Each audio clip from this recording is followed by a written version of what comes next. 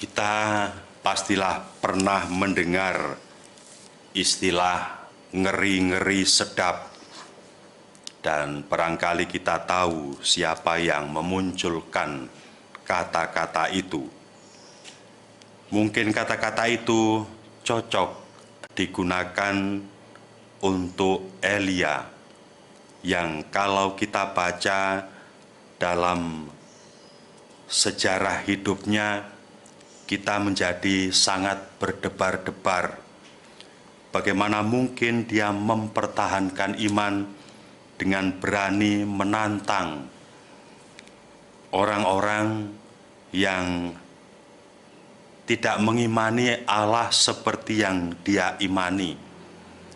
Orang-orang yang melarikan diri atau keluar dari iman yang dia imani, dari Allah yang dia imani.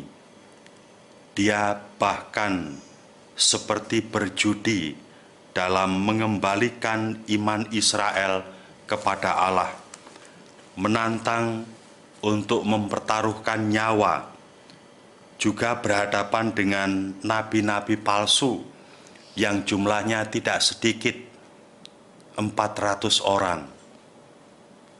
Dan Elia bertarung dengan mereka. Kita ingat bahwa Elia adalah salah satu dari 2 orang yang berada bersama dengan Yesus ketika Yesus menampakkan kemuliaannya. Dia bersama dengan Musa.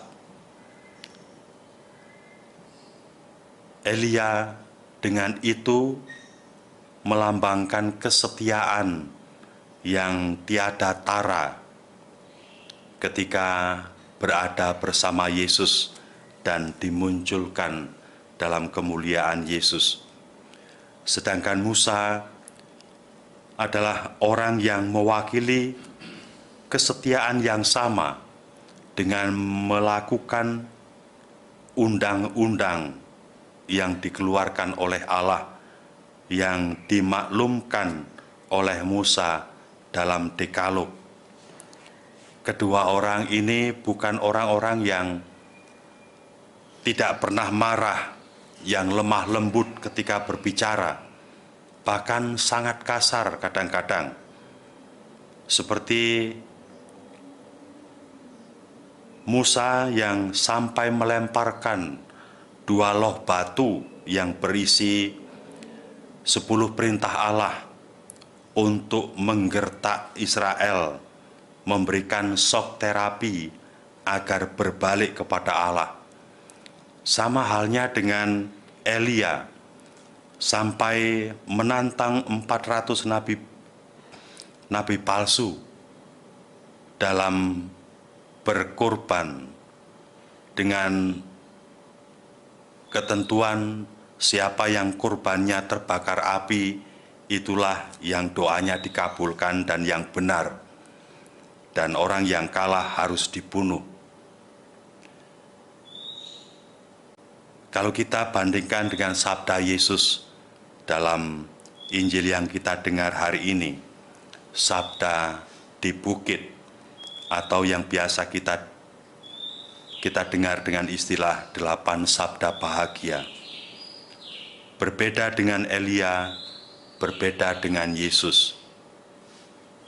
Kita memang harus berlaku benar, adil, jujur, tetapi dalam kelembutan yang tiada tara, dengan kesabaran yang sepenuhnya, dengan berani bahkan mengorbankan kepentingan diri sendiri, kepentingan kehidupan lahiriah ini, status sosial, dan seterusnya. Kita harus berpedoman bukan pada kemuliaan duniawi, melainkan kepada Allah yang Maha Rahim, yang karena kerahimannya menyayangi tanpa batas, tanpa pamrih siapapun manusia. Pun kalau itu musuh pun kalau itu sangat bertentangan dengan kita, perlakuan kita hendaknya lemah lembut dan rendah hati. Setelah mengucapkan sabda bahagia, Tuhan mempraktekannya. Sama seperti ketika menampakkan kemuliaannya di Gunung Tabor bersama Musa dan Elia. Dia mengajak para muridnya untuk turun dari gunung dan memperhatikan orang-orang yang lemah, yang miskin, yang sengsara, yang sakit, untuk disembuhkan, untuk dihibur, dan seterusnya. Tuhan, Dia yang Putra Allah, pribadi kedua Allah Tritunggal yang Maha Kudus, berkenan merendahkan diri dan memberikan contoh bagaimana kita harus hidup bersama dengan orang lain dan menghidupi kerahiman Allah untuk mengasihi manusia, agar orang lain berbahagia, agar orang lain sejahtera. Bukan kepentingan diri sendiri, tetapi kepentingan orang lainlah yang kita perjuangkan.